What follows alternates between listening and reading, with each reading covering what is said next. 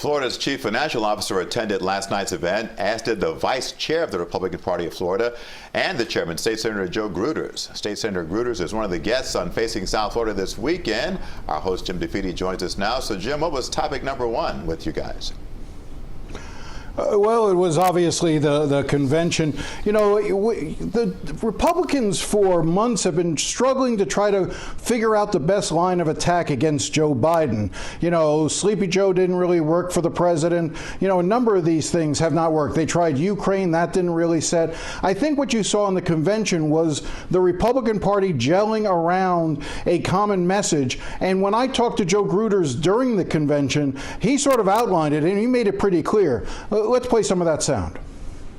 We have two paths we want to take. Do you want freedom and liberty, and do you value what makes America great, and do you value your safety and security? All you got to do is look on TV and look what's happening in these left-leaning cities. The other path is, yes, the DNC convention was like a doom and gloom fest, and like it was in a Hollywood awards ceremony without any awards. And yes, they do want to defund the police. They want to radically change America. And these guys are going to lead us down the path of socialism. There's two completely different paths here. I'm sure that the American public, this is not about scaring, but this is about, listen, do you want freedom and liberty, or do you want socialism and your rights be controlled by the government, right? Nobody wants that, except for these left-wing radicals like Bernie Sanders, AOC, and of course Joe Biden, who's trying to win a campaign from his basement, but no way can.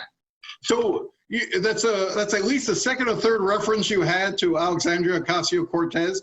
Is she the new boogeyman? Is that the one that the Republicans are going to be using to sort of gin up their base and get people afraid of that we're all going to be taken over by a socialist regime led by AOC?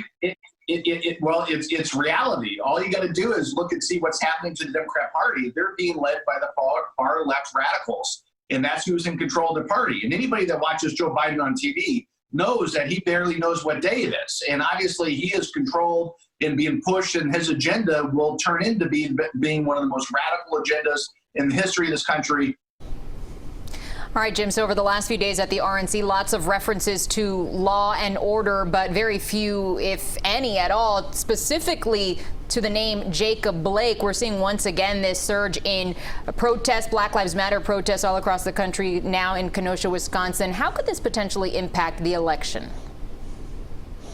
Look, I think this is potentially a real problem for Democrats. I think this plays right into the Republicans' hands. What you heard, Joe Gruters, what you heard from Donald Trump was that you cannot be safe in Biden's America. He's talking about that there'll be the destruction of the suburbs, that it'll be taken over by poor, which is another code for black and Hispanic, that you're seeing that more and more. And what the events in Wisconsin, the events across the country that have taken place, whether it's in Portland or Seattle, I think echo that message in a way for Republicans to be able to exploit and play on those fears, particularly among suburban voters. The interesting thing to me is going to be, as this plays out, where do white voters come down? It seemed as if during the summer there was support for Black Lives Matter and understanding the issue. That's gotten distorted, and if you've seen recent polling, the numbers have come down. Support for Black Lives Matter has dropped precipitously, and I think it's in part because of some of the fear being ginned up by the Republican Party. Jim, you talked about the question about white voters. What about independent voters in general? It seems that since the party conventions are over, both of those parties seem to really cater to their bases. So are there any independent voters left? Well, that's a great question, Jim. I mean, look, I'm actually one of those people who tends to think that conventions no longer really move the bubble very much, that you don't get a lot out of those. I mean, you know, we didn't really see any bump for Biden from his convention. My guess is you'll see this race tighten because it's naturally going to tighten. But you're right. These were scripted events, both the Democrat and the Republican event, for their own followers.